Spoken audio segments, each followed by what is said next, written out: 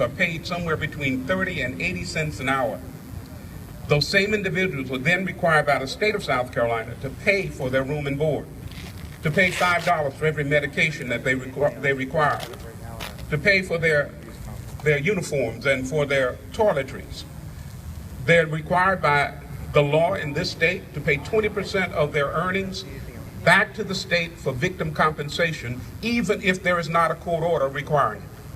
Out of that 30 to 80 cents an hour comes child support and other fees. They end up working for a private firm for what? $0. Now, when you give your labor and you can't benefit from it, history says that's what? Slavery. That's slavery. Modern day. And whether you know it or not, that has been an earmark of the criminal justice system in South Carolina and across this country. Slavery has not gone away. We criticize China for the Chinese using prison labor to manufacture goods that are then sold cheaply on the world market. Well, how can we throw that brick when we're doing the same thing right here in South Carolina? I want you to understand that criminal justice reform needs to start first at the courthouse. It needs to start with judges having an appreciation for fairness, and we need then to talk about legislation in this house and houses like it all across this country, in Congress and the U.S. Senate, where in the 1980s with the war on drugs, the 1990s with the hardliners, 1 strike, 2 strikes, and 3 strikes you're out legislation that ended up incarcerating literally millions of people in this country, most for nonviolent crime. We need a change. We need to be able to see South Carolina and this country reestablish sanity in its criminal justice system and its laws.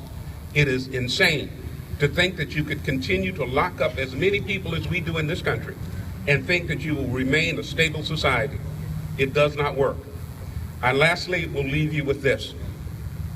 It is important for the future of children of color, black children in this state and in this country, that this issue be embraced by all of us, black and white, because it is a fundamental issue of fairness and equal rights. If you have a criminal justice system that does not treat everybody the same, then you've got a problem with fundamental justice, basic justice. And that means that where there is an absence of basic or fundamental justice, there cannot long be peace and stability. I ask you to consider, for the benefit of our society, our state, and our nation, that we do what needs to be done to make sure that fairness and justice is available to all of our citizens, regardless of skin color, regardless of wealth, regardless of education, that all of them are able to receive fair treatment in our courts. Lastly, I want to mention one more thing. Presently in our criminal justice system, if you have no money, you must depend upon the public defender to defend you if you are charged with the crime.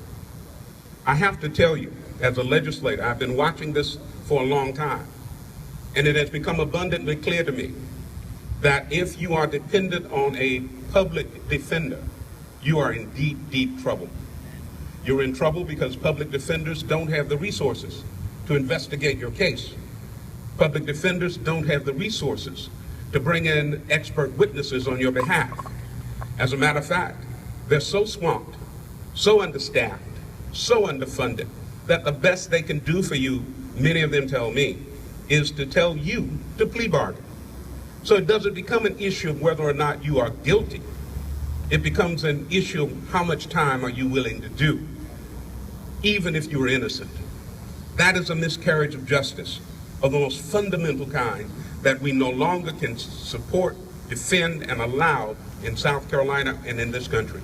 It is the basis by which we have seen this mass incarceration in this country and in this state materialize.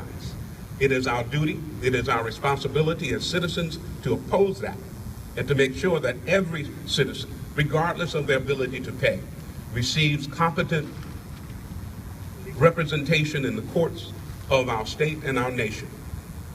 These are some things I encourage you to think about, to research, and then join us in trying to remedy. It's important The future depends on it. God bless you for these few minutes, and thank you again.